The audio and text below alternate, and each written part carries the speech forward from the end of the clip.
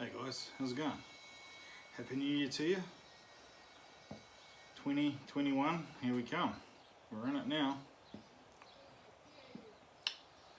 Don't want to talk about it too much, but you know, 2020 wasn't the best year for some people. A lot of hardship with COVID and stuff like that, and even that's going to extend on through these next several years as well as we try and conquer this virus and move on from that, and then rebuild, I guess, financially, rebuild from lost ones and loved ones and everything like that. At the same time, 2020 was a good year for a lot of people. Okay, there was still good happening in the world. There's no need to take a full line of 2020 was rubbish and let's get it gone and all that stuff. We don't need to do that. We need to just take a step back and pick out the good things from 2020 and take those forward with us into 2021 and remain positive, because that's what we need out there. We need that a positive drive. We need people out there going, hey, it's not that bad, it's not as bad as you think, look, we'll get through this, it'll be fine. And those are the kind of things that and the kind of people we need out there talking and saying to people, you know, that you will get through, it will be fine. And anyway, enough about that. We're in 2021 now, so we're looking forward to an exciting year. There's going to be big things going on, of course, around our property, with saws, that kind of thing. A lot of people have been asking me to showcase my Vise, so that's one thing I want to do, is showcase the Vise. So that's what I'm going to do on this video and what I'm going to focus on. So I haven't finished off building Frank yet, so those 4-6 videos are still going to come. You're still going to see Frank getting built here, the Frankenstein hashed up 4-6 build. Really cool to see this come together. This is something actually a subscriber asked for a little while ago. It's cool to see this coming along, you know. So there's going to be 1 or 2 more series on Frank. Sorry I haven't done them any sooner. We've had family over, family from overseas, believe it or not, from Melbourne. So it's a shout out to my little sister there who came over. Spent her time in quarantine, well, not quarantine, in isolation. So to be here with us this Christmas, so it was a good Christmas. Had family around and everything, so it was cool. But anyway, we're here to talk about the Vise, so let's talk about the Vise. So here it is, and I saw this Vise on not this exact one, on Red Bull 661's channel. If I remember later on, I'll chuck a link in the description. But this was on his channel, or something like this anyway. And so you can see it's made out of a bar, and this is where I saw this idea. I saw this idea on there, and I was like, I need this. I build saws all the time.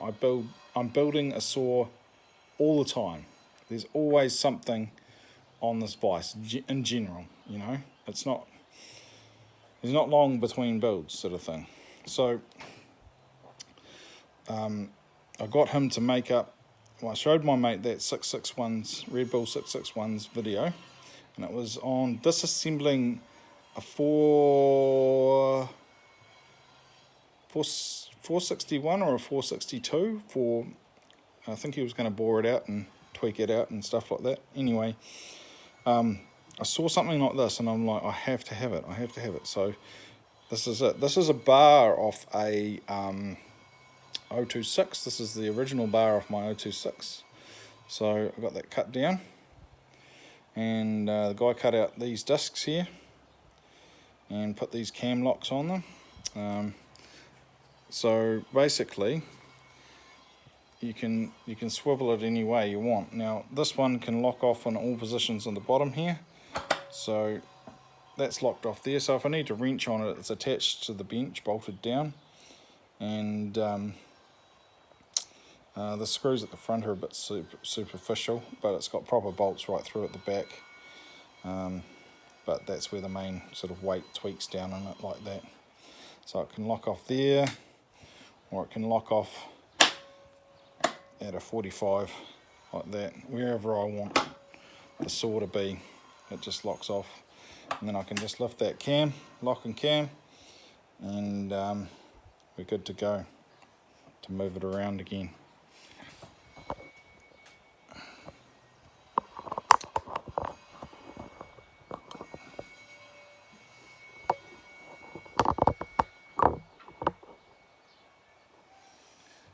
And then when I've got the saw here and I want to work on it, I just lift out this lock and cam, and I can now move it anyway. I find this upside down really useful, position for working on taking the tank out and taking the bottom hand of the handle off. This is really useful. And then also, you know, working on the PTO, the flywheel side of the saw, working on here, you can just have it up where you want it. Or you can flick it around and you're down working on the whole PTO side, like that. And then, yeah, it could be better if it pivoted here. Maybe it could be better, so then I could tweak it up and I could actually look down in this whole whole area here. But it does make the muffler really accessible. Anything. It's a third arm or hand, which is really good. So I don't. Before I was sort of clunking around with the saw on the workbench, and it was sometimes slip, or I need to put pressure on it, would slip, and now it's just held in this vise, and it just spins and moves whatever way I like it. And sometimes, you know, working on it, I can show you guys real, you know, just exactly what I'm working on in here, whether I might be putting the oil pickup in or the bar oil pickup, and then putting down the oiler, and showing you how all that works, or putting cases together, showing the case bolts in there. There's all those things, and it's just really easy for me to be able to swivel this around. So you cannot buy these, as far as I know. You can hear my boys mucking around in the background. Cannot buy these as far as I know. These are a one of a kind, for a custom build. So if I just like, there's not even a proper way to sort of hold the saw on it. It's just done with a bar, and of course it's got no side cover on it, so you need to have a bit of a packer there.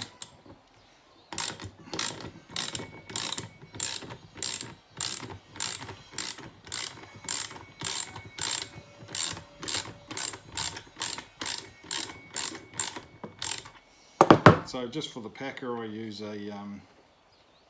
just a bearing. It's just an old bearing. I don't need. It's just a slim one. I think these are out.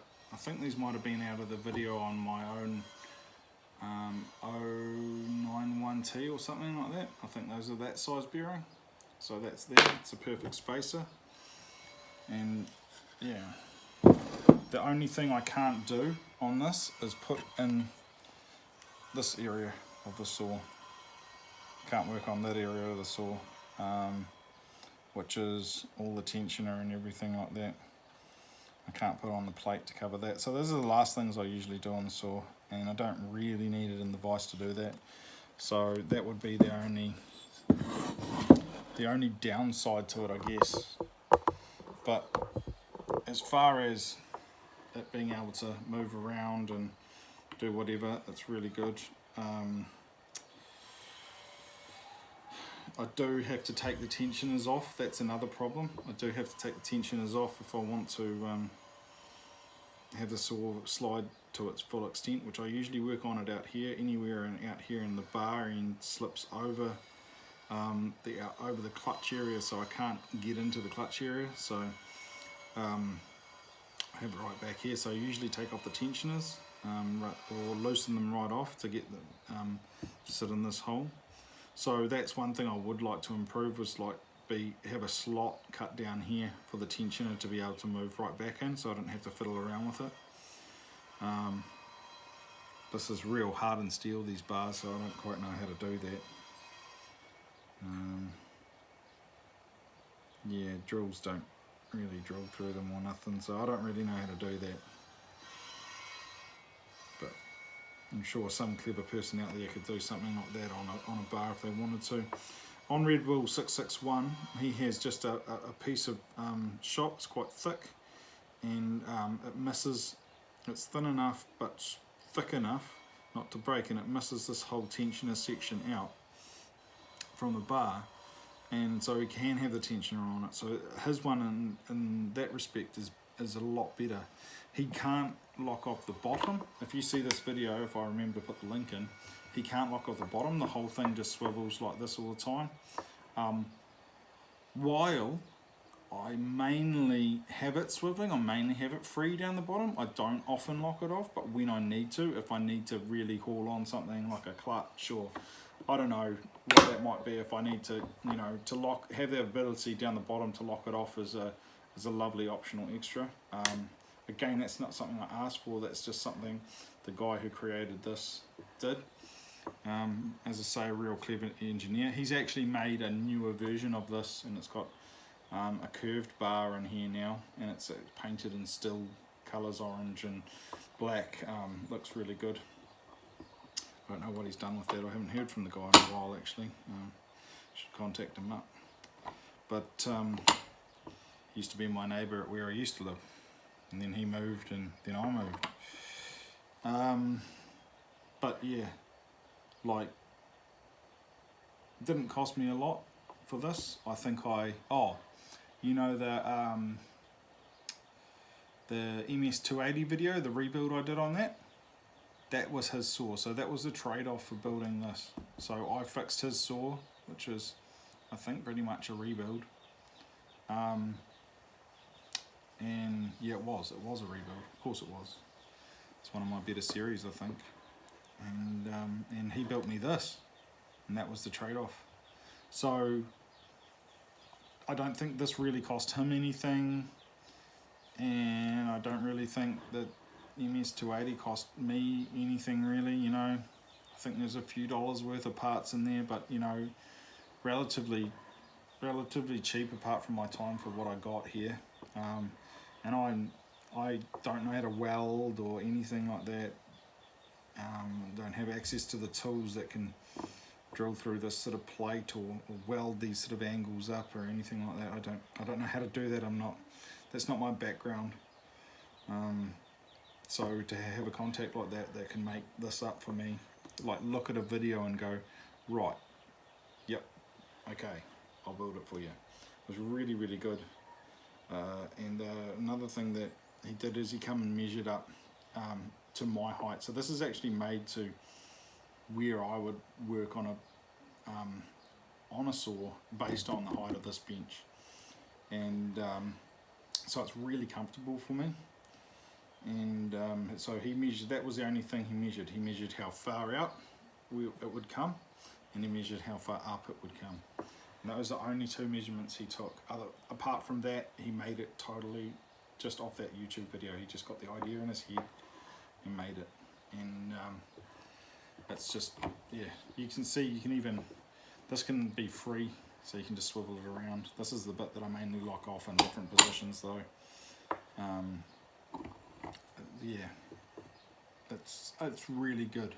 It's really, really good.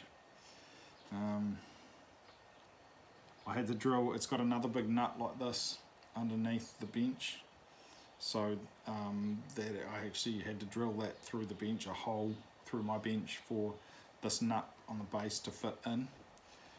So that was one thing, but you know, it's a small sacrifice to pay a hole through my bench for, and it's not a deep bench I particularly care about, you know, I've drilled through this before, but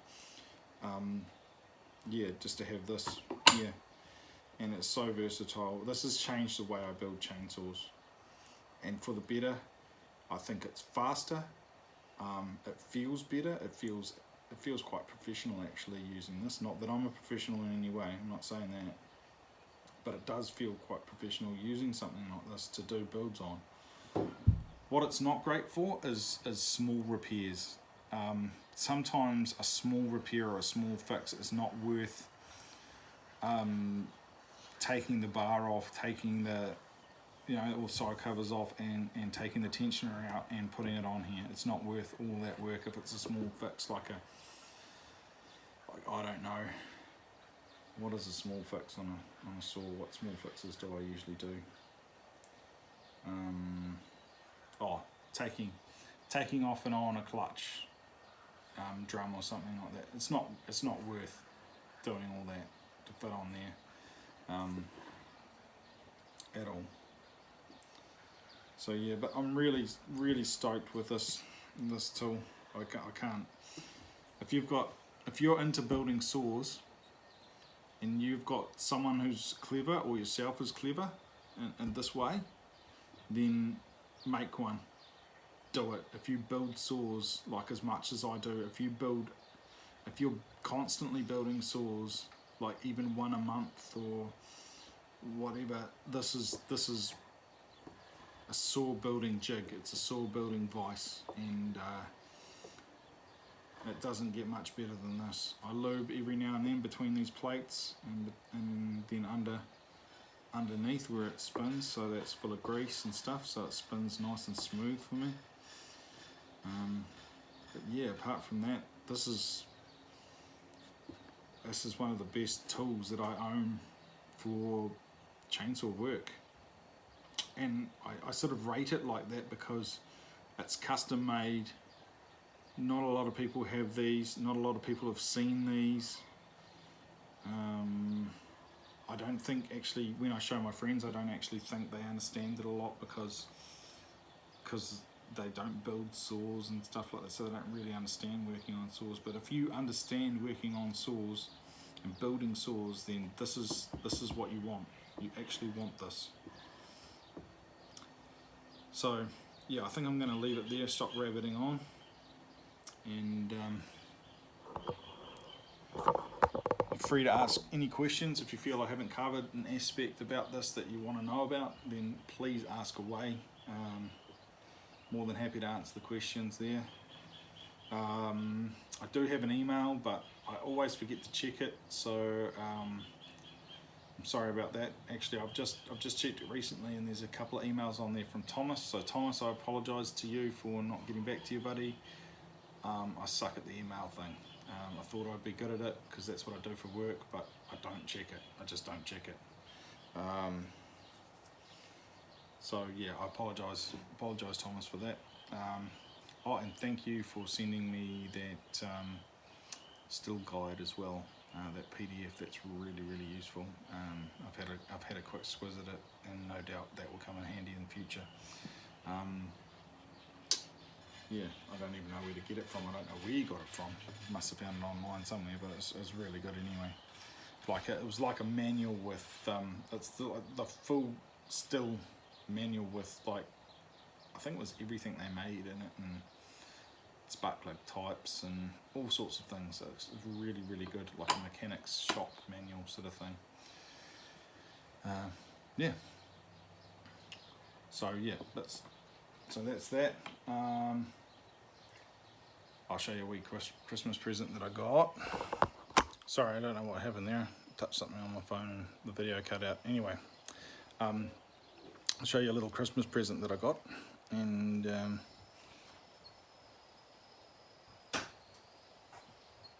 here we go. So this is just a cheap tool set, okay? What I actually wanted was not a tool set. I just wanted a top box with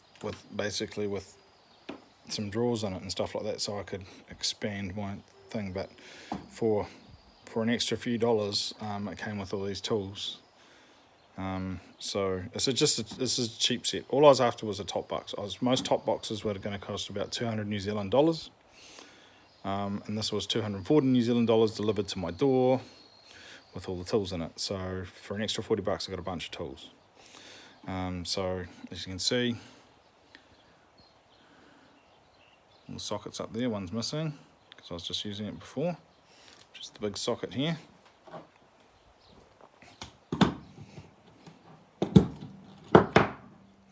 So that goes in there like that. That's 19mm. And I placed my shop torches up there that I use. Nice bright LEDs. And it's all lockable. It's got a key and everything like that. It's got Allen keys up here, and then a range of screwdrivers, flatheads and Phillips. In here I took this had spanners in it. I took all the spanners out and gave them to my brother because I don't use spanners. Never use spanners. So because I wanted this, I originally wanted a top box so I could put chainsaw stuff in it, right? So this will be tidier soon. I've just got to get one of those sheets that goes on the bottom that makes it so the tools don't slide around. I did have this tidy, but everything slipped around. So, oh, that's Frank's carbon there. I'm just keeping it in a more dust-free environment. So you see I've got all sorts of tools in there. You can see my Stihl T27 Torx, hex nut, screwdriver attachments, all my Torx drivers, Allen keys, some the old flywheel popper, taco, Stihl knife there, pliers, more pliers, yeah, blades for the Stihl knife, tuning screwdrivers there, some other bits, it's my impact driver, so I can put 1/2 inches on there. So I've got a pick in there, got a bit of rope for piston stops, of course a business card for gapping flywheels against the magnetos. Got all the tools from my tools for this doohickey, that brake splits case, this case splitter or installer, whatever you want to view it as. So that's all there. Scrench, of course, but they're all sliding around in there and getting messy, so I will have this tidied up once I've got my non-slip mat down there. Okay, so that's in that drawer. And then down here, cut-offs, long nose, short nose, shop hammer, I don't know, what are those called, poly grips, and some vice grips. I needed new vice grips because I'd actually stuffed mine doing stupid stuff with them and bent them, so it's good to have new ones that I can bend. Jokes, don't want to do that again. But yeah, and then a bunch of Torx keys as well down here. They're actually Torx security, you can see the hole in there. Torx security ones, that's very handy. Yeah, and it can all lock away. It's got a bar that sort of slides down the back there, and it locks those drawers, and then you've got a key that can lock this, and you can take it off and carry it off. One cool thing about it is that my mate up the tree, whose name is J-Dog, he gave me a big sticker, a big Stihl sticker, so I've stuck that on the back of it. Doesn't that look cool? That looks really cool. I'm stoked about it. I've been waiting for ages, for over a year to use, or more, to use this sticker somewhere where it would be really cool. And because it's such a big sticker, I was like, where am I going to put this? But this toolbox arrived and I'm like, that's where that's going. That's where that's going. So that just looks wicked with the black toolbox and then big Stihl sticker on there.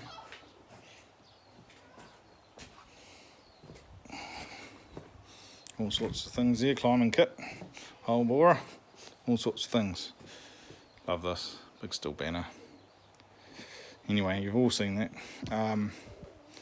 Interesting things that I've been working on that I will get into at a later date. Husky 562 XP. Started tearing that down. I wasn't going to tear it down, but I wanted to do a ear leak test on it, and you cannot do an ear leak test on a 562 Husqvarna XP without tearing the whole entire saw down. Husky is stupid for so many reasons. So many reasons. My goodness, that is dumb. Anyway, I'm not gonna rant. I'm gonna save that for another day. I'll have a big rant about that and how stupid it is. Husky needs their head read, man. It's so simple. You know, you'd never have to do that on a Stihl. You'd never have to do that. You can so easy to pressure test. It's just not this complicated. Shouldn't be this complicated. Anyway, I'm beginning to rant. It's getting me angry.